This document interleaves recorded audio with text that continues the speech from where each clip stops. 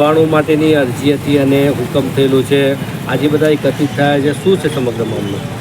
નામદાર સુપ્રીમ કોર્ટના આદેશથી જે જાહેર રોડ રસ્તાઓ છે એના ઉપરથી ધાર્મિક દબાણો દૂર કરવાની બાબત છે અને આ પ્રશ્ન છેલ્લા 2 વર્ષથી હતો અને ઘણા વખતથી ચર્ચામાં પણ હતો.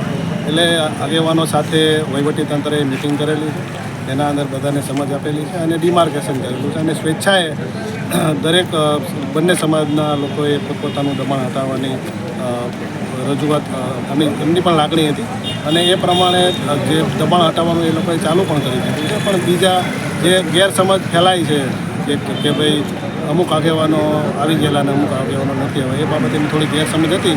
પણ જે મંદિર જે તોડવાનું વહીવટીતંત્ર તોડવા આવે કે કાંઈ કરે એ પહેલાં જાતે જ તે આપણે જેટલું ડિમાર્કેશનવાળું જે છે હટાવી લઈએ એવો એક એમની ભાવના હતી.